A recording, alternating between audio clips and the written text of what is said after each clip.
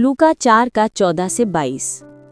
फिर यीशु आत्मा की सामर्थ्य से भरा हुआ गलील को लौटा और उसकी चर्चा आसपास के सारे देश में फैल गई। वो उनके आराधनालयों में उपदेश करता रहा और सब उसकी बड़ाई करते थे। फिर वो नासरत में आया जहाँ पाला पोसा गया था और अपनी रीति के अनुसार सबत के दिन आराधनालय में जाकर पढ़ने के लिए खड़ा हुआ।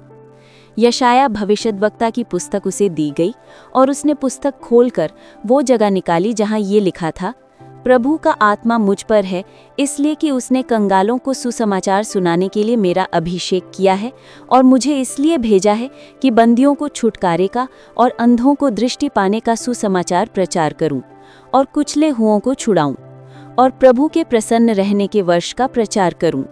तब उसने पुस्तक बंद करके सेवक के हाथ में दे दी और बैठ गया, और आराधनालय के सब लोगों की आंखें उस पर लगी थीं। तब वो उनसे कहने लगा, आज ही ये लेख तुम्हारे सामने पूरा हुआ है। सब ने उसे सराहा और जो अनुग्रह की बातें उसके मुंह से निकलती थीं, उनसे अचंभित हुए और कहने लगे, क्या ये यूसुफ का पुत्र नहीं? लूका 4 14 से 22। प्रश्नोत्तर। पहला प्रश्न, यीशु गलील में कैसे लौटे?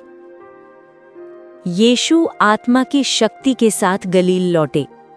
पवित्र आत्मा उन पर सामर्थ्य के साथ कार्य कर रहा था। दूसरा प्रश्न, यीशु कहाँ शिक्षा दे रहे थे और लोगों ने उनके बारे में क्या किया? वे उनके सभाघरों में शिक्षा दे रहे थे। लोग उनकी प्रशंसा कर रहे थे और उनकी ख्याति चारों ओर फैल गई थी। तीसरा प्रश्न, यीशु कहाँ पले बढ़े? यीशु नासरत में पले बढ़े।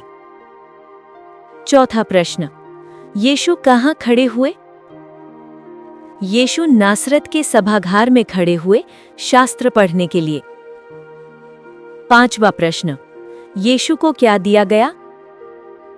उनको यशाया नबी की पुस्तक यानी स्क्रोल दी गई। छठा प्रश्न, प्रभु का आत्मा मुझ पर है, ये पढ़ते समय यीशु ने क्या कहा और क्यों? यीशु ने कहा कि आज ये लेख तुम्हारे सामने पूरा हुआ, क्योंकि ये भविष्यवाणी यीशु के बारे में ही कही गई थी। वे ही उस भविष्यवाणी की पूर्ति हैं। इसलिए उन्होंने ये सत्य प्रकट किया कि वही परमेश्वर के अभिषिक्त यानी मसीहा हैं। सातवां प्रश्न, लोगों की आंखें उन पर लगी देखकर यीशु ने क्या कहा? यीशु ने कहा कि आज ये पवित्र शास्त्र तुम्हारे सुनते सुनते पूरा हो गया। अर्थात जिस मसीहा के आने का वचन था वही वे हैं।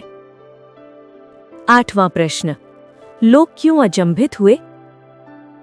लोग अचंभित हुए क्योंकि यीशु के कृपा भरे वचनों पर, गहराई, ज्ञान और अधिकार के साथ बोलने पर, और इस बात पर कि वे उसी गांव नासरत में पले बड़े थे, फिर भी उनमें इतनी दिव्य सामर्थ्य थी। हरी पत्ती। मुख्य सीख, लेसन्स। पहली सीख, परमेश्वर का कार्य पवित्र आत्मा की शक्ति से होता है।